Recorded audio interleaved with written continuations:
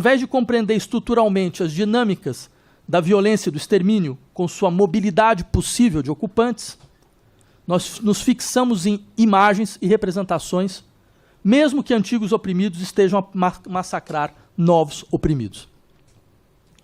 Contra esses, nós devemos lembrar que genocídio ocorre todas as vezes em que o vínculo orgânico de populações ao genos, ao que nos é comum, é negada. Quando o comandante das Forças Armadas israelense diz que do outro lado há animais humanos, ele expressa, de forma pedagógica, intenções genocidárias.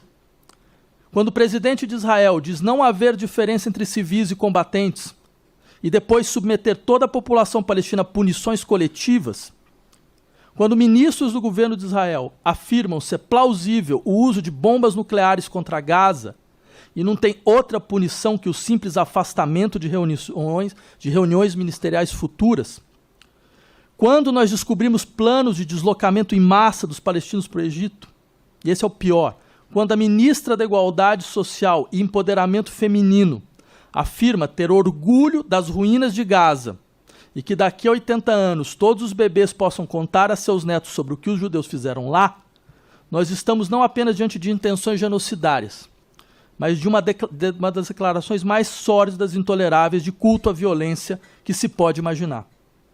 Isso é, sim, uma expressão clara, imperdoável, de prática genocidária.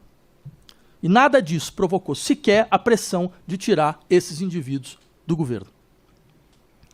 Genocídio não é algo ligado a algum número absoluto de mortes. Não há um número que começa a valer por genocídio. Ele diz respeito a uma forma específica de ação de Estado no apagamento dos corpos, na desumanização da dor de populações, na profanação da sua memória, no silenciamento do luto público, que retiram tais populações de seu pertencimento ao gênus. E de nada adianta utilizar a teoria espúria do escudo humano nesse contexto, que é um clássico do colonialismo contra a violência dos colonizados. Mesmo aceitando,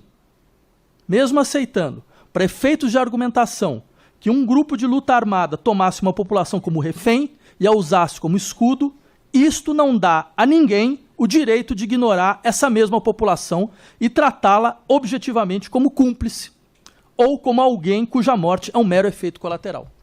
Porque até a Segunda Ordem ainda não inventaram o direito de massacre.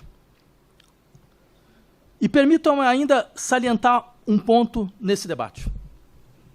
O que a história do Estado de Israel nos mostra é que um Estado-nação não pode ser construído como guardião da memória de um trauma coletivo, sem posteriormente se degradar.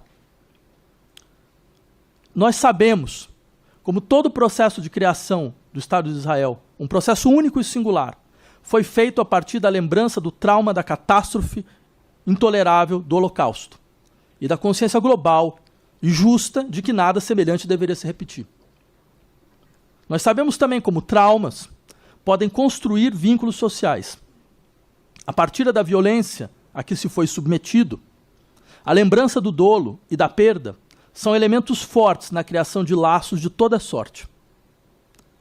A identificação com trauma coletivo consolida identidades e retira sujeitos da vulnerabilidade, porque a comunidade que se cria pela partilha do trauma tem a força de produzir a partilha de memórias coletivas e fornecer a base para lutas. Mas, eu queria insistir nesse ponto. Há dois momentos do vínculo social ao trauma coletivo. E esse que eu descrevi é apenas o primeiro. Porque há um segundo momento, né, nos vínculos sociais produzidos a partir da partilha do trauma. E há de se saber evitá-lo, evitar esse segundo momento.